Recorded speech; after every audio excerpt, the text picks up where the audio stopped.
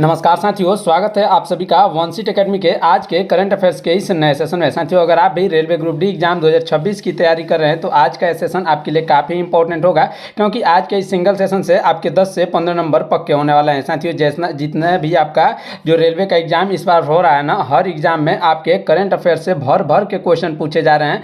तो इसलिए हम आपके लिए लेके आ चुके हैं मोस्ट एक्सपेक्टेड करंट अफेयर्स के क्वेश्चन, जो आपके पेपर में सीधे छपेंगे। साथियों, इसलिए एक भी क्वेश्चन मिस के बिना पूरा सेशन जरूर कंप्लीट करिएगा। तो चलिए शुरू करते हैं अपने पहले क्वेश्चन के साथ।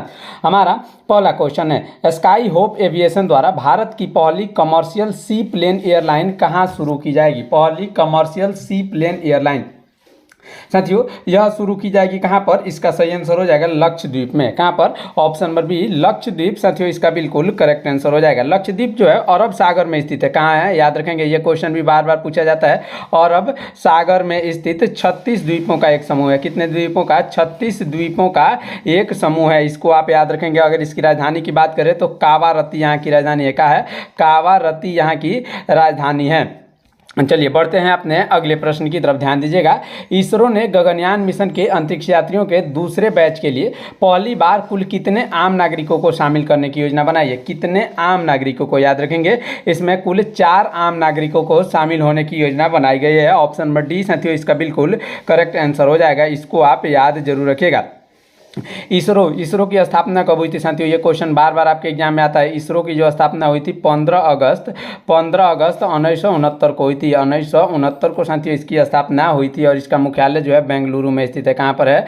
बेंगलुरु में इसका मुख्यालय स्थित है। इसको आप याद जरूर रखिएगा। चलिए अपने अगले प्रश्न की तरफ बढ़ेंगे।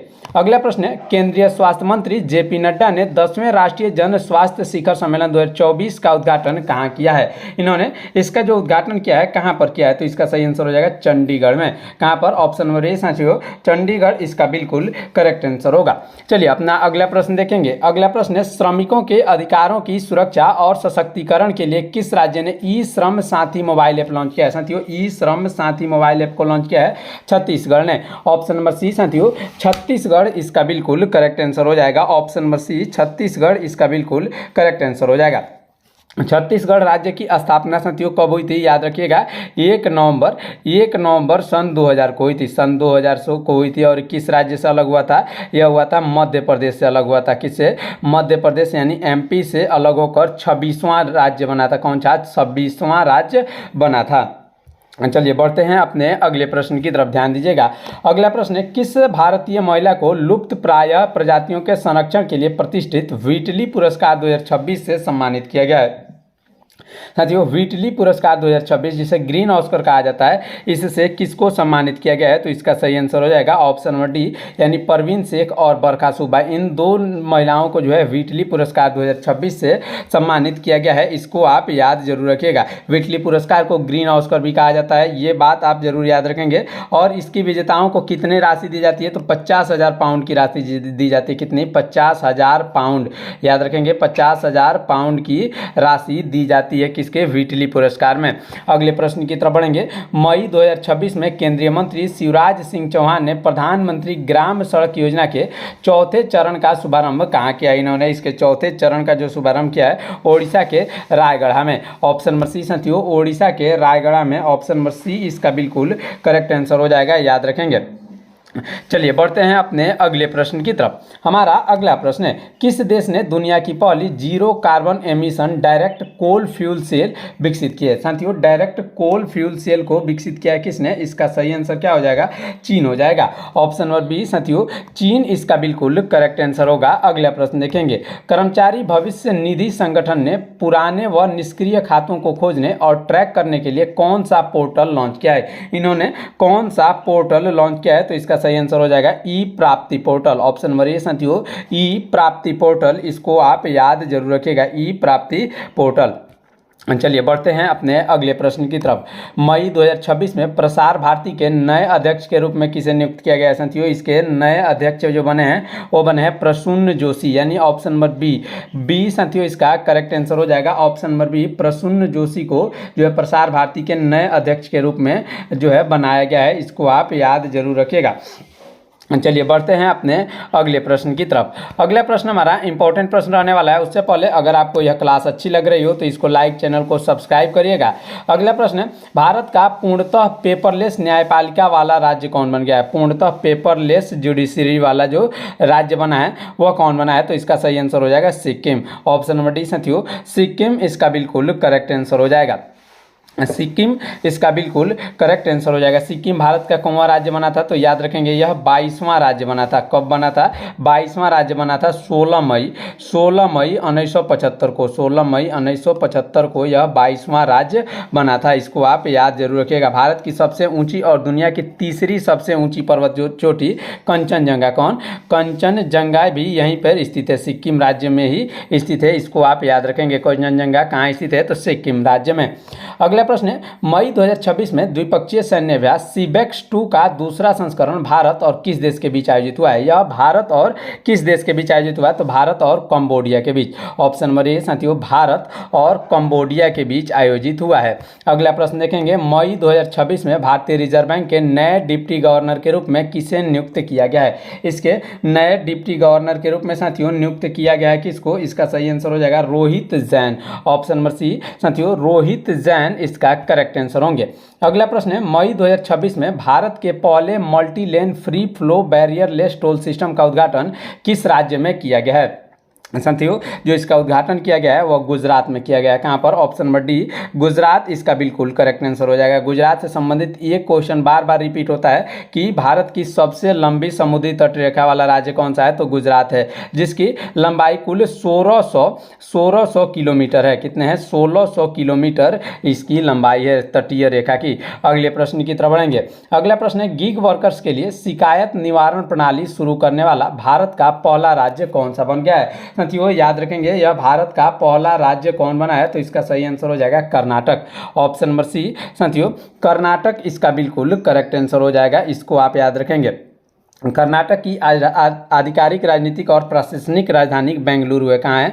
इसी की राजधानी बेंगलुरु है। इसको आप याद रखेंगे, जिसे भारत की सिलिकॉन वैली भी कहा जाता है। क्या कहा जाता है? सिलिकॉन वैली की भी कहा जाता है। चलिए बढ़ते हैं अपने अगले प्रश्न की तरफ, ध्यान दीजिएगा। अगला प्रश्न है, ग्लैक्स आई ने किस रॉकेट से दुनिया का पहला ऑप्टोसार सैटेलाइट मिशन दृष्टि सफलतापूर्वक लॉन्च किया है? साथियों दृष्टि को सफलतापूर्वक लॉन्च किया है फाल्कन 9 ने। फाल्कन 9 साथियों इसका बिल्कुल करेक्ट आंसर हो जाएगा। फाल्कन 9 क्या है? फाल्कन 9 जो है अमेरिकी उद्योगपति एलन मस्क की निजी का अंतरिक्ष एजेंसी स्पेस एक्स द्वारा निर्मित एक पुनः प्रायोजक यानी रीयूजेबल 2 स्टेज रॉकेट है। क्या है? 2 स्टेज रॉकेट है। इसको आप याद जरूर रखिएगा। चलिए बढ़ते हैं अपने अगले प्रश्न की तरफ। अगला प्रश्न है, केंद्र सरकार ने राष्ट्रीय कंपनी कानून न्यायाधिकरण के नए अध्यक्ष के रूप में किसे नियुक्त किया है? इसके नए अध्यक्ष के रूप में न्यायमूर्ति अनुपिंदर सिंह ग्रेवाल को नियुक्त किया गया है। न्यायमूर्ति अनुपिंदर सिंह ग्रेवाल इसका बिल्कुल करेक्ट आंसर हो जाएगा। इसको आप याद जरूर रखिएगा। चलिए अगला प्रश्न देखेंगे, इंपॉर्टेंट प्रश्न रहने वाला है हमारा। अगला प्रश्न है, प्रसिद्ध टेनिस टूर्नामेंट मैड्रिड ओपन 2026 में पुरुष एकल का खिताब किसने जीता है? साथियों इसमें पुरुष एकल का जो खिताब जीता है वह जैनिक सीनर ने जीता है। किसने जीता है? ऑप्शन नंबर बी, जैनिक सीनर इसका बिल्कुल करेक्ट आंसर हो जाएगा। जैनिक सीनर जो कि इटली के निवासी है। कहाँ के हैं? इटली के विश्व प्रसिद्ध और शीर्ष रैंक के पेशेवर टेनिस खिलाड़ी है। इसको आप याद जरूर रखेंगे। अगले प्रश्न की तरफ बढ़ेंगे। काफ़ी इंपॉर्टेंट प्रश्न रहेगा आपके एग्जाम के लिए, ध्यान से देखिएगा।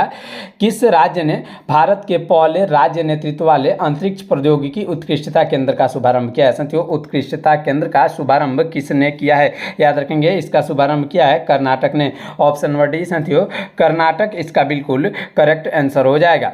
चलिए बढ़ते हैं अपने अगले प्रश्न की तरफ। मई 2026 में किस देश ने प्रतिष्ठित बैडमिंटन टूर्नामेंट थॉमस कप 2026 का खिताब जीता है? साथियों थॉमस कप 2026 यह खिताब जीता है चाइना ने, यानी ऑप्शन नंबर ए चीन साथियों इसका बिल्कुल करेक्ट आंसर हो जाएगा। इसको आप याद रखेंगे। थॉमस कप को विश्व पुरुष बैडमिंटन चैंपियनशिप भी कहा जाता है। क्या कहा जाता है? याद रखिएगा, विश्व पुरुष बैडमिंटन चैंपियनशिप भी कहा जाता है, जिसकी शुरुआत हुई थी 1948 से 1949 में। 1948-49 में साथियों इसकी शुरुआत की गई थी।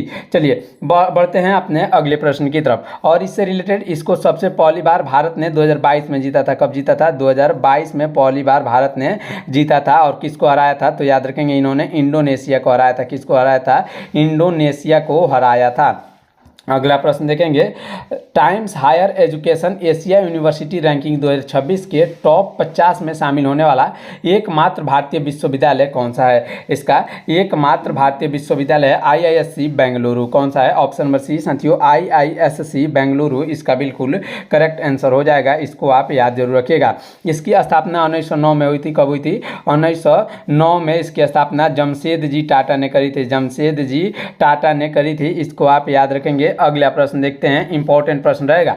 अगला प्रश्न हमारा है, मई 2026 में एशियाई विकास बैंक की 59वीं वार्षिक बैठक का आयोजन कहाँ किया गया? साथियों, इसकी 59वीं वार्षिक बैठक का जो आयोजन हुआ ना, वह कहाँ पर हुआ? उज्बेकिस्तान के समरकंद में। कहाँ पर? उज्बेकिस्तान के समरकंद में। ऑप्शन नंबर बी साथियों इसका बिल्कुल करेक्ट आंसर हो जाएगा। इसको आप याद रखेंगे, उज्बेकिस्तान के समरकंद में।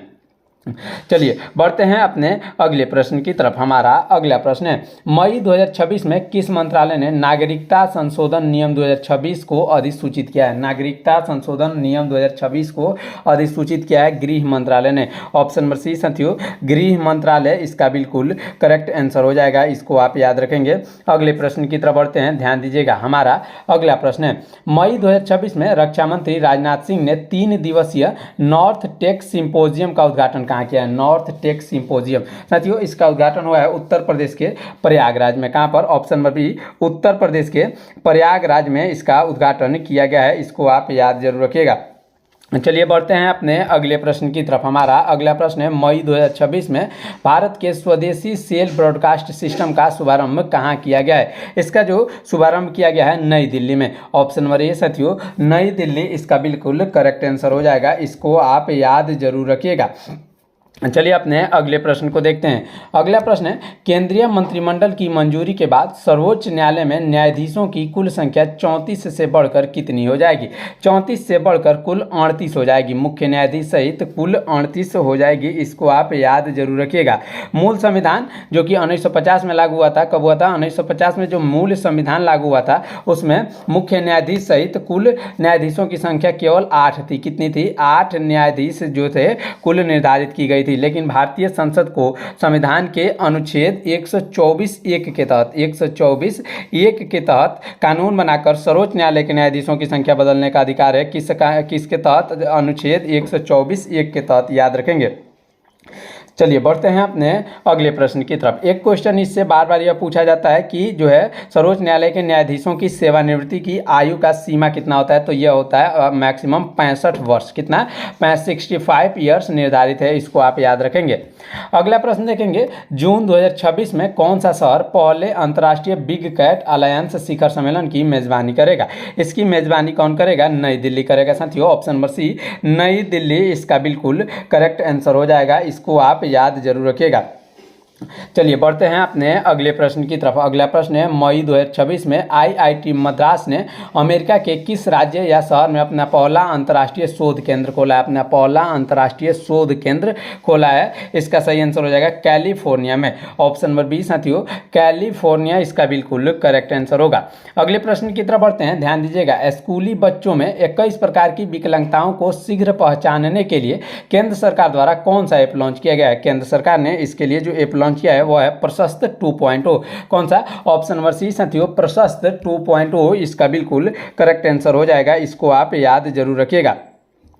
चलिए बढ़ते हैं अपने अगले प्रश्न की तरफ। अगला प्रश्न है, प्रसव पूर्व और नवजात शिशु देखभाल को एकीकृत करने के लिए जननी प्लेटफॉर्म को किस मंत्रालय ने लॉन्च किया है? साथियों, जननी प्लेटफॉर्म को लॉन्च किया है स्वास्थ्य एवं परिवार कल्याण मंत्रालय ने। किसने? स्वास्थ्य एवं परिवार कल्याण मंत्रालय। ऑप्शन नंबर बी साथियों इसका बिल्कुल करेक्ट आंसर हो जाएगा। अगले प्रश्न की तरफ बढ़ेंगे, ध्यान दीजिएगा। अगला प्रश्न है, भारत के पहले अत्याधुनिक शहरी परीक्षण केंद्र और एरोसोल वेधशाला का उद्घाटन कहाँ किया गया है? साथियों, एरोसोल वेधशाला का उद्घाटन किया गया है चेन्नई, तमिलनाडु में। Option number C, Chennai, Tamil Nadu इसका करेक्ट आंसर होगा। अगला प्रश्न देखते हैं। अगला प्रश्न है, भारत ने किस अंतर्राष्ट्रीय संगठन के साथ मिलकर इलेक्ट्रिक वाहन बैटरी पुनर्चक्रण के लिए 169 करोड़ की संयुक्त पहल शुरू की है? तो इसका सही आंसर क्या हो जाएगा? यूरोपीय संघ। कौन सा होगा? ऑप्शन नंबर बी साथियों, यूरोपीय संघ इसका बिल्कुल करेक्ट आंसर हो जाएगा। यूरोपीय संघ जो है 27 सदस्य देश रहते हैं। इसमें कितने? 27 सदस्य देश हैं।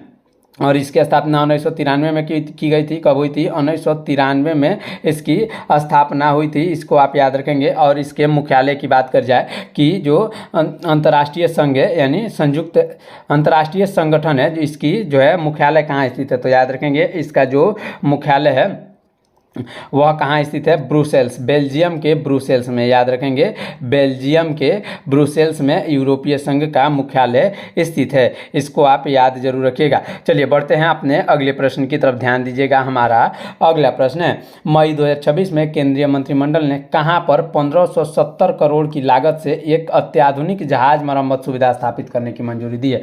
अत्याधुनिक जहाज मरम्मत सुविधा स्थापित करने की मंजूरी दी है गुजरात के वाडीनार में। याद रखेंगे ऑप्शन नंबर सी, गुजरात के वाडीनार इसका बिल्कुल करेक्ट आंसर हो जाएगा। इसको आप याद जरूर रखिएगा। अगला प्रश्न देखते हैं, इंपॉर्टेंट प्रश्न रहेगा हमारा। जो अगला प्रश्न है UDISC यानी UDC प्लस आंकड़ों के अनुसार किस भारतीय राज्य ने शैक्षणिक वर्ष 2024-25 में प्राथमिक शिक्षा में शून्य ड्रॉप दर दर्ज की है?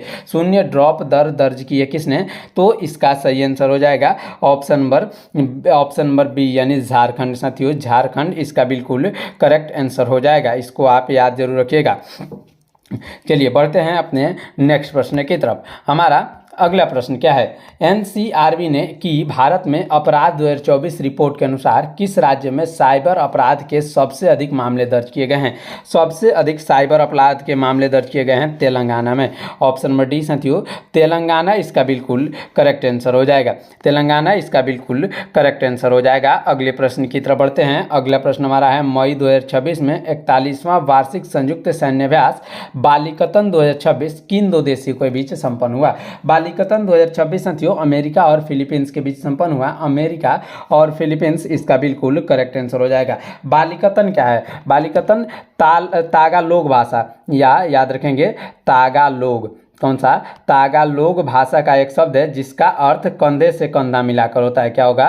कंधे से कंधा मिलाकर इस शब्द का अर्थ होता है। यह दोनों देशों का सबसे बड़ा वार्षिक सैन्य अभ्यास है, यानी अमेरिका और फिलीपींस का सबसे बड़ा वार्षिक सैन्य अभ्यास है बालिकतन। इसको आप याद जरूर रखिएगा। चलिए बढ़ते हैं अपने अगले प्रश्न की तरफ। हमारा अगला प्रश्न है, यूनेस्को ने किस राज्य के लेप्चा समुदाय द्वारा निर्मित पारंपरिक रूट सस्पेंशन पुलों की स्वदेशी तकनीक को संरक्षित करने के लिए साझेदारी की है? इसका सही आंसर हो जाएगा सिक्किम। ऑप्शन नंबर सी साथियों सिक्किम इसका बिल्कुल करेक्ट आंसर हो जाएगा। इसको आप याद जरूर रखिएगा। यूनेस्को का केंद्रीय मुख्य प्रशासनिक मुख्यालय कहाँ स्थित है? पेरिस, फ्रांस की राजधानी पेरिस में इसका मुख्यालय स्थित है। किसका? यूनेस्को का। इसको आप याद जरूर रखिएगा। अगले प्रश्न की तरफ बढ़ेंगे। अगला प्रश्न है, स्वास्थ्य क्षेत्र में योगदान को रेखांकित करने वाला अंतर्राष्ट्रीय नर्स दिवस 2026 कब मनाया गया? साथियों अंतर्राष्ट्रीय नर्स दिवस 2026 यह मनाया गया 12 मई को। ऑप्शन नंबर बी साथियों 12 मई इसका बिल्कुल करेक्ट आंसर हो जाएगा। इसको आप याद जरूर रखिएगा। यह दिवस आधुनिक नर्सिंग के संस्थापक फ्लोरेंस नाइटिंगेल, जो इसके संस्थापक थे फ्लोरेंस नाइटिंगेल, इनकी जयंती के उपलक्ष्य में दुनिया भर में यह मनाया जाता है। अंतर्राष्ट्रीय नर्स परिषद, जिसे ICN कहा जाता है, क्या कहा जाता है? अंतर्राष्ट्रीय नर्स परिषद का केंद्रीय प्रशासनिक मुख्यालय जिनेवा में है। कहाँ पर है? जिनेवा में इसका मुख्यालय है। जिनेवा यानी स्विट्जरलैंड। कहाँ? स्विट्जरलैंड। इसको आप याद जरूर रखिएगा। चलिए अपने अगले प्रश्न की तरफ बढ़ेंगे। जैव विविधता की सुरक्षा के लिए विश्व की पहली स्मार्ट द्वीप निगरानी प्रणाली कहाँ लॉन्च की गई है? साथियों पहली स्मार्ट द्वीप निगरानी प्रणाली को लॉन्च किया गया है गैलापागोस द्वीप समूह इक्वाडोर में। गैलापागोस द्वीप समूह इक्वाडोर। ऑप्शन नंबर डी साथियों इसका बिल्कुल करेक्ट आंसर हो जाएगा। इसको आप याद जरूर रखिएगा। ऑप्शन नंबर डी साथियों इसका बिल्कुल करेक्ट आंसर हो जाएगा। अगले प्रश्न की तरफ बढ़ेंगे, ध्यान से देखिएगा। अगला प्रश्न है, मई 2026 में किस भारतीय शिक्षक को प्रतिष्ठित कैम्ब्रिज डेडिकेटेड टीचर अवार्ड 2026 से सम्मानित किया गया है? कैम्ब्रिज डेडिकेटेड टीचर अवार्ड 2026 से सम्मानित किया गया किसको? इसका सही आंसर सोमा मंडल हो जाएंगे। ऑप्शन नंबर ए साथियों सोमा मंडल इसका बिल्कुल करेक्ट आंसर हो जाएगा। इसको आप याद जरूर रखेंगे। अगले प्रश्न की तरफ बढ़ते हैं। हमारा अगला प्रश्न है, स्कूली शिक्षा प्रणाली गुणवत्ता संवर्धन के लिए सामयिक विश्लेषण और नीतिगत रोड मैप नामक रिपोर्ट किस संस्थान ने जारी किया है? साथियों, इसको जारी किया है नीति आयोग ने। किसने? ऑप्शन नंबर ए साथियों, नीति आयोग इसका बिल्कुल करेक्ट आंसर हो जाएगा। इसको आप याद रखेंगे। नीति आयोग से संबंधित एक क्वेश्चन पूछा जाता है, नीति आयोग के पदेन अध्यक्ष कौन होते हैं? तो प्रधानमंत्री, याद रखेंगे। प्रधानमंत्री जो होते हैं इसके पदेन अध्यक्ष होते हैं और इसका मुख्यालय है नई दिल्ली में। इसका मुख्यालय नई दिल्ली में स्थित है। इसको आप याद जरूर रखिएगा। अगर नीति जो है NITI नीति जो आयोग है इसका पूर्ण रूप के बारे में बात करें जाए तो national institution of transforming India होता है। National institution for transforming India, इसको आप याद रखेंगे। ये क्वेश्चन भी आपके एग्जाम में पूछे जाते हैं। अगला प्रश्न है, वातावरण से कार्बन डाइऑक्साइड को सोखने के लिए भारत का पहला एल्गी ट्री कहाँ स्थापित किया गया है? पहला एल्गी ट्री स्थापित किया गया है मध्य प्रदेश के भोपाल में। कहाँ पर? ऑप्शन नंबर बी साथियों, मध्य प्रदेश के भोपाल में इसको स्थापित किया गया है। इसको आप याद जरूर रखिएगा। एल्गी ट्री क्या है? एल्गी ट्री एक कृत्रिम बायोरिएक्टर ढांचा है। क्या है? एक बायोरिएक्टर ढांचा है जिसमें सूक्ष्म शैवाल प्रकाश संश्लेषण द्वारा सामान्य पेड़ों की तुलना में 10 से 20 गुना तेजी से कार्बन सोखते हैं। कितने? 10 से 20 गुना तेजी से कार्बन सोखते हैं। साथियों, मध्य प्रदेश की आधिकारिक प्रशासनिक राजधानी भोपाल, जो भोपाल है, भोपाल को झीलों की नगरी भी कहा जाता है। क्या कहा जाता है? भोपाल को झीलों की नगरी भी कहा जाता है। चलिए अपने अगले प्रश्न की तरफ बढ़ेंगे। अगला प्रश्न है, मई 2026 में कोस्टा रिका को दूसरी महिला राष्ट्रपति के रूप में किसने शपथ ली है? कोस्टा रिका की दूसरी महिला राष्ट्रपति के रूप में शपथ किसने ली है? तो इसका सही आंसर क्या हो जाएगा? इसका सही आंसर हो जाएगा लोरा फर्नांडिस। ऑप्शन नंबर डी साथियों, लोरा फर्नांडिस इसका बिल्कुल करेक्ट आंसर हो जाएगा। अगर इसकी राजधानी की बात करें, कोस्टा रिका जो है इसकी राजधानी कहाँ है? इसकी राजधानी है सैन जोस। याद रखेंगे, इसकी राजधानी कहाँ है? सैन जोस इसकी राजधानी है और इसकी मुद्रा का नाम है कोस्टा रिका। कोलन, क्या है? कोलन इसकी मुद्रा का नाम है कोलन। इसको आप याद जरूर रखिएगा। अगला प्रश्न देखेंगे, फसलों की सुरक्षा के प्रति जागरूकता बढ़ाने के लिए अंतर्राष्ट्रीय पादप स्वास्थ्य दिवस 2026 कब मनाया गया है? अंतर्राष्ट्रीय पादप स्वास्थ्य दिवस 2026 यह मनाया गया है कब? इसका सही आंसर 12 मई को। कब मनाया गया? ऑप्शन नंबर ए 12 मई को साथियों यह मनाया गया है। इसको आप याद जरूर रखिएगा। अगले प्रश्न की तरफ बढ़ते हैं। अगला प्रश्न हमारा है, नानाजी देशमुख सर्वोत्तम पंचायत सतत विकास पुरस्कार 2025 के तहत किस ग्राम पंचायत ने देश में प्रथम स्थान प्राप्त किया है? देश में प्रथम स्थान प्राप्त किया है असम का न्यू नपम ने। किसने? असम का न्यू नपम। ऑप्शन नंबर सी साथियों इसका बिल्कुल करेक्ट आंसर हो जाएगा। इसको आप याद जरूर रखिएगा। चलिए बढ़ते हैं अपने अगले प्रश्न की तरफ। अगला प्रश्न हमारा है, पोषण युक्त खेती और स्वास्थ्य भोजन को बढ़ावा देने के लिए केंद्र सरकार ने किस राष्ट्रीय पहल को शुरू किया है? केंद्र सरकार ने किस राष्ट्रीय पहल को शुरू किया है? तो सेहत मिशन को। ऑप्शन नंबर बी साथियों, सेहत मिशन को शुरू किया है। इसको आप याद जरूर रखेंगे। अगला प्रश्न देखते हैं, काफी इंपॉर्टेंट प्रश्न रहेगा आपका। प्रसिद्ध फुटबॉल टूर्नामेंट ला लीगा 2025-26 का खिताब किस टीम ने जीता है? साथियों, ला लीगा 2025-26 यह खिताब जीता है किसने? इसका सही आंसर हो जाएगा football club Barcelona. Option number C साथियों, फुटबॉल क्लब बार्सिलोना इसका बिल्कुल करेक्ट आंसर हो जाएगा। इसको आप याद जरूर रखिएगा। अगले प्रश्न की तरफ बढ़ते हैं। अगला प्रश्न है, किस राज्य सरकार ने महिलाओं को 3,000 रुपये प्रतिमाह की वित्तीय सहायता प्रदान करने के लिए अन्नपूर्णा भंडार योजना शुरू की है? साथियों, अन्नपूर्णा भंडार योजना शुरू की है पश्चिम बंगाल ने। ऑप्शन नंबर बी साथियों, पश्चिम बंगाल इसका बिल्कुल करेक्ट आंसर हो जाएगा। पश्चिम बंगाल में विधानसभा में कुल निर्वाचित सीटों की संख्या 294 है। कितने? 294 है और इसकी राजधानी कोलकाता हुगली नदी के तट पर स्थित है। किसकी राजधानी कोलकाता कहाँ है? हुगली नदी के तट पर स्थित है। चलिए बढ़ते हैं अपने अगले प्रश्न की तरफ, ध्यान दीजिएगा। अगला प्रश्न है, मई 2026 में steel authority of India limited के नए अध्यक्ष और प्रबंध निदेशक कौन बने हैं? यानी SAIL सेल के जो नए अध्यक्ष बने हैं वह कौन बने हैं? याद रखेंगे, सेल के नए अध्यक्ष बने हैं कौन? इसका सही आंसर हो जाएगा doctor Ashok Kumar Panda. Option number D साथियों। और डॉक्टर अशोक कुमार पांडा। सेल, जिसको महारत्न कंपनी का दर्जा भी मिला है, क्या है, महारत्न कंपनी का दर्जा इसको मिला है। सेल की स्थापना कब हुई थी, तो 24 जनवरी 1973 को साथियों इसकी स्थापना हुई थी और इसका मुख्यालय कहाँ स्थित है, नई दिल्ली में। इसको आप याद रखेंगे। अगला प्रश्न देखते हैं, इंपॉर्टेंट प्रश्न है। राजनीतिक और प्रशासनिक इतिहास में महाराष्ट्र की पहली महिला उप मुख्यमंत्री कौन बनी है। महाराष्ट्र की जो पहली महिला उप मुख्यमंत्री है वो बनी है सुनीतरा पवार। कौन बनी है साथियों, ऑप्शन नंबर बी सुनीतरा पवार इसका बिल्कुल करेक्ट आंसर हो जाएगा। चलिए अपने अगले प्रश्न की तरफ बढ़ते हैं। हमारा अगला प्रश्न क्या है, अगला प्रश्न है, नंबियों के कास्ट ऑफ लिविंग इंडेक्स 2026 में किस वैश्विक शहर ने शीर्ष स्थान प्राप्त किया है। इसमें किस वैश्विक शहर ने शीर्ष स्थान प्राप्त किया है, तो इसका सही आंसर हो जाएगा ज्यूरिख यानी Switzerland, Zurich. Option number D साथियों इसका बिल्कुल करेक्ट आंसर हो जाएगा। इसको आप याद जरूर रखिएगा। चलिए, इस प्रकार आज के इस क्लास में हमने कुल 50 इंपॉर्टेंट करंट अफेयर्स के क्वेश्चंस को देखा, जो आपके exam related most important most expected question थे, जो आपके एग्जाम में सीधे पूछे जाएंगे साथियों। अगर आप ऐसे और भी कंटेंट और भी क्लास पाना चाहते हैं तो आप हमारे इस चैनल वन सीट एकेडमी से जरूर जुड़ जाइएगा। अगर आपको कोई भी प्रॉब्लम हो या आप PDF पाना चाहते हैं तो आप हमारे इस नंबर पर व्हाट्सएप पर मैसेज जरूर करिएगा। चलिए मिलते हैं अगले क्लास में, तब तक के लिए रखिए अपना ख्याल। धन्यवाद। जय हिंद।